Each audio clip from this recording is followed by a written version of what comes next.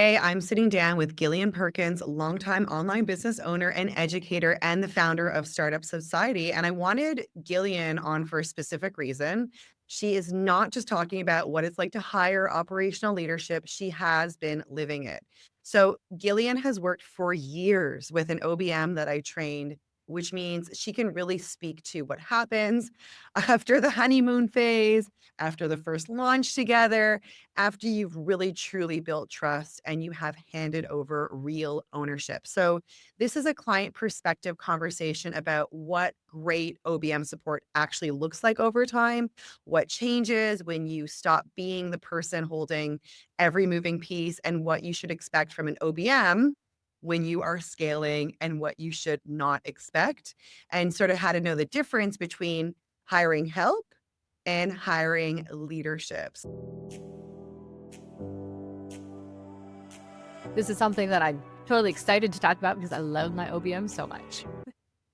Yeah. So can we say her name, by Yeah, the way? Well, we can because you have YouTube yeah. videos where you've sort of featured your like day in the life with Courtney. And I trained her, I want to say like a decade ago. How long has she actually been on your team She for? started working with me either at the end of 2018 or the beginning of 2019. I want to say it was probably the end of Great. 2018. So it's been 8, almost going on 8 years now, which Wow. sounds That is crazy. the, That's so long.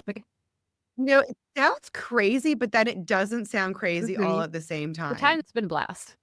Yeah. The time just flies by. So what feels crazy about it? The reason it sounds crazy is because the time has gone so fast. Like, we've had so much fun together. Running my business has been so much more fun since hiring her. But I think also my business, like, it grew really fast over those last 8 years, especially, but in the couple of years prior to that too. And so it just feels like time went really fast. So it's hard to believe that it's 8 years. That's why it sounds crazy. I think, Gillian, one of the things that I really want to talk about today, because I feel like you're like, like a pioneer in, I think, sort of just, I don't want to say taking chances because they're very curated, like bringing on an OBM and hiring that level of team member is obviously something that a lot of Mhm. thought goes into, but a lot of people weren't, let's say, hiring OBMs per se, or so sure that that's what they needed in their Uh-huh. business. So I would love it if you could sort of maybe share some indicators of when you knew you needed to hire an OBM, like what were you thinking? And also, yeah, I know that you grew very fast and you were scaling very fast because there's growing very fast and then there's scaling very fast. Growing very fast feels out of control to me. Well, I guess this is the other reason why I said 8 years sounds crazy is because when I think of 8 years ago, my mind almost goes to like, that must have been a different time. Like, were OBMs popular yet? Like, were people doing this? That sounds like it might have been before the common era, where we are working with OBMs, but Right. it didn't seem like it was. I didn't feel like I was doing something new and pioneering. I felt like I was jumping on a trend, but like lots of other people had Totally. OBMs, and I was a little bit behind the curve. I don't think I actually was, but I felt a little bit behind the curve in learning about how an OBM could be beneficial to my business. It seemed like it was already a thoroughly conversed Yeah. conversation, if that makes sense. But it No, probably has become even more popular since. yeah. No, Let's talk a little bit about kind yeah. of what led me to hire an OBM and what made me think I was ready. I think a lot of people's metrics, maybe even yours, Sarah, you might say that I wasn't ready, or a lot of people would have said, oh, you're not ready yet. Because my OBM hire was one of the first hires I made in my Mhm. online business while it was growing very quickly. And we had perhaps hit some revenue markers that might indicate we were ready. A few months before, we had not been there at all. We had gone kind of from 0 to 100,000 a year sort of situation, 0 to 6 figures that year. Now, that was not the first year I started this business, and I'd had other businesses prior. So this was not like my first foray into the business world. I'd been running a local business for about 10 years at that point. And then I started my online business and really struggled with it for the first couple of years, like really struggled to get any traction, to figure out what I was doing, all of that. And then 2018 comes around, and I'm still basically at 0, even though I've been trying to do this thing for a year and a half. And then we go from 0 to 6 figures that year. So mid-year, like somewhat past the middle of the year, I decided to hire an OBM and do so. And it was a great decision for my business. There was absolutely no like, ooh, maybe I did this too early, maybe I should have waited. I never had any buyer's remorse there. Leading Yeah. up to the actual hire, I was kind of anticipating that there would be. Because I've made my fair Hmm. share of like bad hires in the past, where maybe I overhired a little bit and then I was like payroll was too big, right? Don't Yeah. worry. But Yeah. honestly, it has been amazing since day one. Probably partly because Courtney's so amazing. Courtney is I shouldn't amazing. say partly, probably in large part because Courtney's amazing. And so she like really like paid for herself really well. Right, because it's an investment, Yeah. and I think that, when I say that you had that, foresight, I completely forgot because I knew that you had managed a business prior to your endeavor into the online space. We were talking about how this particular person was a service professional before she hired her OBM. And we were just like talking about how you can really not just commiserate, but really understand, as a business owner, that hiring a good person is an investment. Whereas, maybe if you're in sort of like the startup phase of your business, you're not really that sure or you don't have that experience because you were in the startup phase, but you had that experience so that you knew that it was going to be an investment for you. And I think that is such a critical piece in this because it really truly is an investment.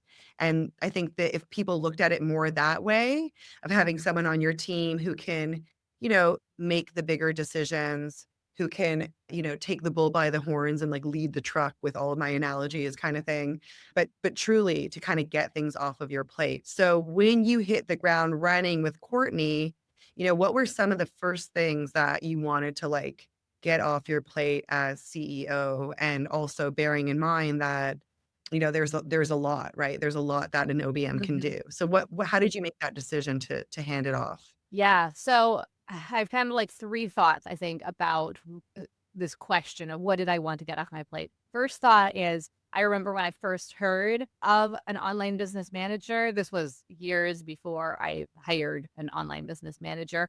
And it wasn't even being used as like at all an official or I don't know, like a specific term of online business manager. It was more just descriptive, if that makes sense. Like Mhm. somebody Yeah. who was a business mentor of mine said, like, basically, I hired this person to manage my online business. And I was just like, you what? Like, once that isn't a business, Well, wouldn't you be managing your business? That sounded really strange to me. Why would you hire someone to yeah. manage your business? So now, like, going back to your question of what was I trying to get off my plate? So, what shifted in my mind to go from that makes no sense to I have something that I need to shift off my plate? We're talking about how there are these two kinds of entrepreneurs. There are the visionaries and there are the, what's the word? Integrators. Later. Yes, and Yes. so basically the visionaries there are the entrepreneurs who have all the ideas and they're like charging forward with them and they're maybe kind of the visible leader of the company, and then the integrators, they're more like the managerial side of things. They're doing more of the admin, still a very important leader in the business though. They're just maybe not kind of the face of the business. And so that really struck me. And I saw in myself, not that I'm an amazing visionary, but at least that I am very kind of handicapped when it comes to those integrator types of role. No, I definitely think you are a visionary. Let's give it to ourselves. I just feel that I get bored with those management side of things so easily that I'm not able to be consistent with them or be disciplined with being consistent with getting them done. And that was really holding me back when it came to building my business because I could have all the ideas in the world and I could actually be a very good action taker so I wasn't just dreaming. I was taking action, I was building things, but then things were kind of crumbling behind me a little bit because I didn't have kind of that maintenance bone that I needed to have. Mhm. And so I Mhm. realized, if I could have somebody come alongside me who could kind of fill those shoes and be my partner in a sense in running my business, then we could be a much stronger team. And I think that that's a big part of what's holding me back at this point. And when I say holding me back, I think I was foreseeing that because at that particular point in time, I was not being held back. My business was quickly growing. Like I said, in 2018, 0 to 6 figures, we were to the 6 figure point. So like we had gone 0 to 6 figures practically in 6 months huge amount of growth. Right. But now I'm like, "Ugh," am I going to regret this almost, the fast growth? Right. What? And so that was really what led me to hire an online business manager. And so when I hired the online business manager and when I was interviewing for it, I remember what I thought I was looking for was somebody who would come and basically keep me accountable to the deadlines Mm, almost of like, okay, I'm saying I want to do this project. I've strategized, like, here are basically like the sub tasks that need to happen to get this bigger task done. And but then I know I'm gonna get distracted by a shiny object over there. I need somebody who I'm checking in with on a very regular basis who's like, "Wait, we're working on this project. These are the things that you need to get done. These are their due date." And so accountability and also just kind of making sure that nothing slips through the cracks, like picking up the pieces that I mm, drop and being like, "Oh, don't forget about these things over here." I was also looking for somebody who could similarly kind of reorganize my file systems online because I felt like I was just yeah. making a mess. So those were the things that I knew I was looking for. Also helping me to manage other people, like a team, which I didn't really have a team at that Yeah. time. I had one other Right. person who was working for me. The last thought was that I had already tried hiring some virtual assistants, a couple virtual assistants. Mm. One of them was truly virtual, and then one of them I was hiring as a virtual assistant, but she ended up being local, which was interesting. Oh, wow. Yeah, Huh. but anyway, so I had This is tried, like, putting things off my plate onto those virtual assistants, and it had really not worked. Um, yeah. it really had not made me any less busy and hadn't helped us to get any more big things done. It had just helped us to get more little Yeah. things done, but I didn't feel like it was having much of an impact, and it was certainly taking more of my time to manage those virtual assistants. That's why I wasn't really trying to delegate like individual tasks when I hired a business Mhm. manager, and why I knew that this Sure. needed to be very different if it was going to be productive for me. And also why one of the things I was looking for was help with management of a team so that we could hire a couple people and could get some more things done. So then you were like, let's keep these VAs and you brought on Courtney, or there were no VAs in the There were building no when VAs Courtney in the came on? building. So when Courtney came on, I had the second of the 2 VAs that I had hired still with me, and she was with Okay. and then she ended up going through, like, a life transition herself. She Oh, basically wow. this is, like, a common problem we had, especially in the early days of starting my business, where I would inspire people to start their own businesses and then be like, "Okay, I Right. decided I'm going to be an online business manager," or, "I decided I'm going to be a coach," and it was like, "Well, I guess what I was saying was inspirational, I guess it worked." But now we have to hire Yeah, again, totally. now turnover. Yeah, we have to hire So that again, happened yeah. with her, So but because I had Courtney, and because Courtney was now helping me mhm. steer the ship, she knew we needed some sort of virtual assistant, Right. right? So, what was it like when she came on? She came on, I mean, I hope I know what it was like, but it was like guns Yes, a-blazing, that's what it was 90 like, days which plan. was not what I was What was that expecting. like? I love that you also I have to just highlight the fact that you use the term Mhm. partnering with. I love that because that is exactly what it feels like when I partner with clients, and I'm standing alongside of them and I'm thinking, okay, I'm clear on the strategy. I know some of the goals and where the business is going. I know I'm confident in making the decisions for things. I'm confident in coming up with a plan. One of the first things that started to feel good for you or to start to feel like, yes, this was the right decision. I'm so happy that she is relieving me of the hiring. But what are some of the nuanced, smaller things that you hadn't expected Well, I in vividly hiring? remember going through the interview process for hiring this online business manager, and it was an easy pick when it came to Courtney. And the main thing was because she sounded like she had a plan. She sounded assertive. She sounded like she was going to like take ownership and lead. And Assertive and yeah, taking which ownership. I don't know if I would have Love it. said prior to the interviews that that is necessarily what I was looking for, but it just made me feel a lot more confident and a lot more comfortable that she was actually going to help and not take more of my time. Right. And also, I think somebody that's able to lead you as well, like someone who can be assertive in, helping you or guiding you on the team members and then managing the team members on your behalf. Like it's an important piece to be able to take that fully off your plate is having those qualities where you can trust. I trust you because you're assertive, because I know you're responsible, because I see that you've made OBMing your thing. You want to have a few clients. You want to make this work for you. Like it feels good. It feels really Mhm. good. I also remember that of the people who I interviewed, Courtney was the most expensive. So the first few True. people who I interviewed, they really I did not strike me as like very strong candidates. They Right. sounded more like Right. a VA at the end of the day, I would say. And we know because Courtney invested in her certification with me. So it was very clear that she was very dead set on not just, being an OBM and calling herself an Yeah. OBM, but actually having the skills and the credibility to like back that up, in addition to obviously the years of experience she had before that and how it all sort of conflates and compounds into these amazing dream OBMs. Yes. Like, even Courtney's personality stands out to me all of these years Really. later, and obviously we've been in touch and we've, had our own communications back and forth. And I've been on your podcast to talk about her and OBMing as well, so we'll make sure we leave those in the show notes in the description below too.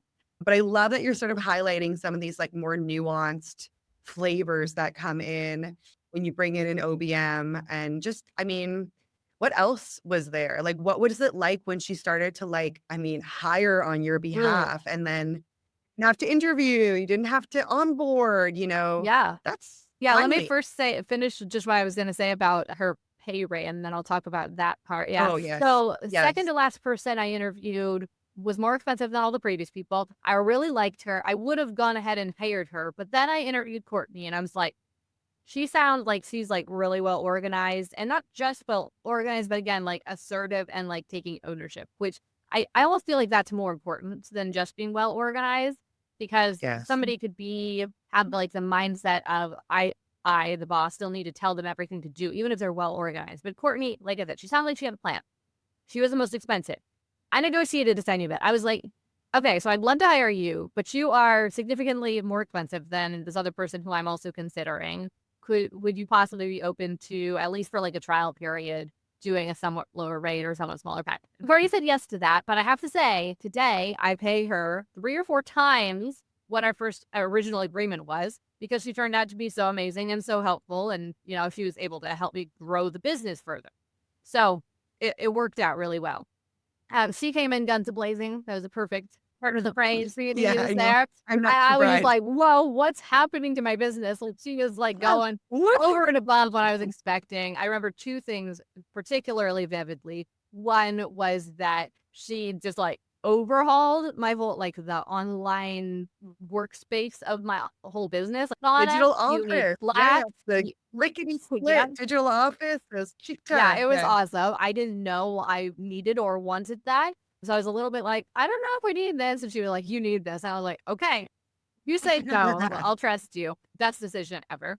And Yeah, 'cause it's the foundation that everything else grows yes, from. I and love that. she went way like above and beyond there. And then I also remember to this day, I should probably ask her because I don't know like how true this was, if you will, but she would like report to me each month like how many hours she had done, even though I was paying her retainer, not hourly. But she had, a certain Yeah. number of hours in her retainer. And the amount of work she would get done compared to the number of hours, I was like, you are the most productive person I have ever tried to hire. Right. This I still don't know exactly what it was. She's continued to be a very productive person. I kind of think what it was that she was only counting when she was like physically like doing something. So all the time when I would Yes. doing a task, but kind of not daydreaming, but trying to figure out how to do it, she would not count that time. She would only count the time when she was like Right. physically doing something, which I'm not saying Yeah, you need to do it that physically way, but doing. it very Yeah. much impressed me as a client. But it made it feel like it was very well worth the amount I was paying her because she was getting so much done. So it definitely kind of cemented her into my business forever, Be yeah, forever in your. and led to her getting paid a whole lot more down the road. Um, Yeah, and really stepping into a much bigger role in your business, as, the responsibility, it's the ROI, it's the time she's there. It's just grows and grows and grows and grows and grows. Never 8 years, but at least 5 or 6 years. And it really is a partnership and it it starts off as, yes, you have to be assertive. Yes, you have to be able, I talk a lot on the podcast and on the YouTube channel about how you do have to really lead the client, and the client, even though they may not be, they need you to sort of take you by the hand and tell you what to do because they're busy with their vision. They don't, like even her saying like, that's it. We're fixing up the digital office. We're going to clean it up so that we can continue to scale, continue to bring on good VAs and people who can get the work done. That means we need a project management tool. We need to have, something for real-time team communication, and getting all of those pieces in place is such a wonderful thing for an OBM when, especially when the client's like, well, I don't know. And then you do it like, oh, it's a I gift think part of of what it. was so impressive about Courtney doing what she did was that I wasn't the client who was like, well, I don't know. I was the client who was like, Yeah. I want to do this. And Courtney was like, actually, I think we should do this. Look it Cool. up, which was incredible. Yeah. I love that. I feel like I just have to sit on that for a second because, it really is so important. Not enough OBMs realize the beauty of, it's not about telling somebody what to do. It's about being assertive about what you Mhm. feel speaks to that strategic part of what you already talked. And, with when we were talking about visionaries and integrators, when it comes to visionaries, which you very much are, you can be sort of up in the clouds and you need somebody that can bring you back down again. And it's just such a beautiful relationship when you acknowledge that you need both to kind of have these, I think, businesses that really do move and shake and grow very quickly and scale very quickly, like Startup Society has, like your podcast has, like a lot of the things that you've built Mhm. have. Are People, are you know there that things? term wife? Courtney is my work wife, but I think probably a better term to use for this would be probably my work mom. Like she is the person in my business who's basically like, you need to eat your vegetables, you know? You're killing me. Yes, work mom. I mean, I feel like we need to like make that into a shirt or something like that because that's exactly what it is. That's what it feels like. Also, It's like it's 8 o'clock, you gotta wake up, good Kind for of cool. you. Right. Like I Right. can tell you Need one thing, but it's goals. not good for you. Yeah, that's so funny. I just have to sit on that for a second. That like cracks me up because it really does feel like that. Sometimes, you have to be the bearer of bad news and like say things. And sometimes you're afraid of your client because they're like that angsty teenager, who's like, no, let's do ClickUp. Wait, no, I like Oh my Asana. Wait, goodness. no, let's Oh change my this goodness. CRM to something else. And like, no, and let's not do that because remember, you said you wanted to do X, Y, and Z, and we had this goal set for the year. So it's that touch Mhm. point, for visionary entrepreneurs, an OBM that can bring you back to that point and say, hey, just reflect the mirror. This is what you told me. I'm holding you accountable to these 3 goals we set for Q3. And if you go and you change from Asana to ClickUp, you're going to completely derail that entire Right? plan. Yeah, I totally agree.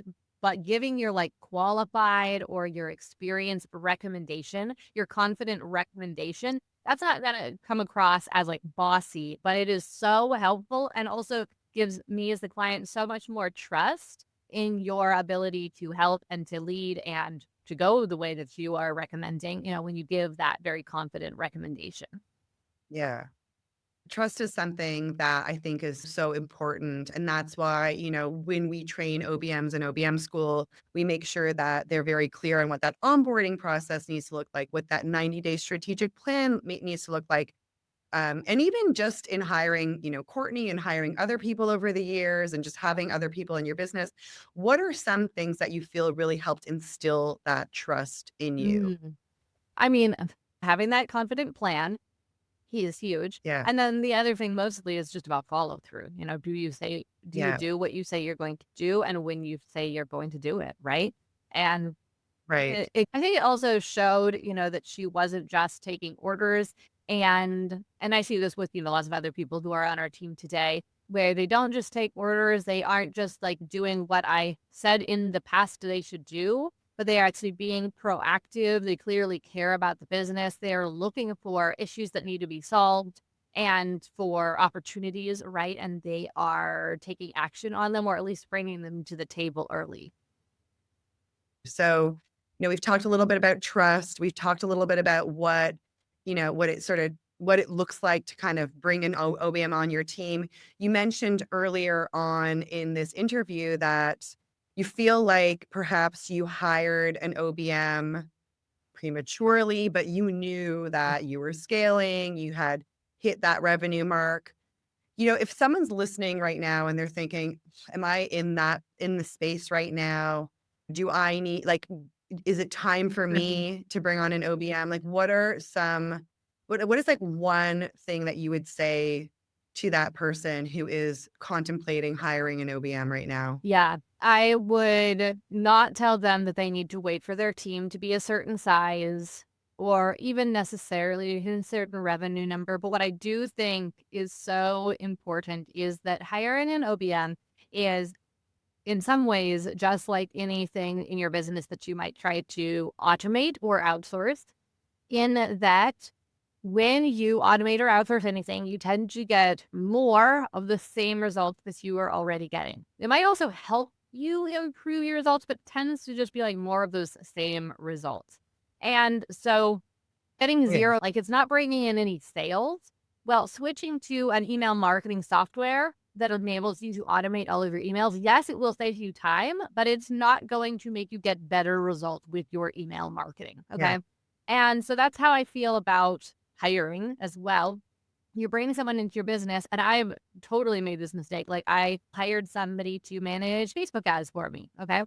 I did this a couple times actually. And one time I was not running Facebook ads and I brought someone in to like set them up properly and get us going. Another time I was running them myself and I brought someone in because Wow. I wanted to get it off my plate and hopefully get better results. But really both times, because it wasn't something that was already working well in our business, we really struggled to turn it into a profitable aspect of the business. Mm. The revenue, if you're not already on track to get to the revenue number that is going to pay for that OBM, then I wouldn't hire the OBM. They might Yeah. help, hopefully they do, help you grow way beyond that and achieve like big, huge things, right? And do so in a way that is more sustainable and, that supports you really well. But if you're not already on track to achieve something or you haven't already achieved something, they're not gonna like pick you up from the gutter, and make the rhymes to riches story, if that makes sense. Yeah. Right. Right? Yeah. Like, you No, have to that makes already have perfect kind of, like, sense. made yourself a little bit and have a Yeah. business, and then they can come in and they can help your business take you way less time to run and run way more Yes. efficiently and effectively and enable you to then, like, stair step on top of that and get to bigger and better goals beyond. And very much focus on your lane too and the things that only you can do in your For business. sure, Do more of yeah. that. But they're not gonna, like, pick you up by the shirt collars or whatever it is, right? And, like, turn you into something if you're not something already. So, if you are feeling like you are scaling in the right direction and you have things that you could automate slash delegate in order. And I think that's such an important point you're making. Like, it's really about being able to continue growing. So if you are, you know, you need to be picked up out of the gutter, as you said, Gillian, which made me crack me up. Maybe hiring an OBM isn't going to it's not going to save you, right? It just enhances. And I love that you had made, so lovingly mentioned how important it is to recognize that, it's really about doubling down some of the things that are working, right? Like with automation, you automate email campaigns, you can automate many things in your business, you can delegate many things in your business, but you have to be really delegating the right things that help you focus on the things that only you can do in your business. So if it's like recording your podcast, coaching your students, doing live events, whatever that looks like in your business to that person considering hiring an OBM, you need to know it falls into Yeah, that so if you have 20% things that area are of things already that will. working well for you, then bringing Yeah. an online business manager or someone else into your business to take some things off your plate so that you can do more of those things that are working, I think that can Yes. be really smart. Things that Yes. are working well, then giving somebody some of the things that are like, even if you're super busy, but there's not things that are working well, Right. getting more time is not going to be your fix, right? Like you need a No. strategy that's working first before getting more time will be helpful at all. And I just want to also say, when I was saying like pick you up out of the gutter, I say that with all the love and speaking to my former Yeah. self. I'm talking about Yes. I hired my OBM a little bit prematurely, but it was the right time for me. But 6 months prior would have been way prematurely.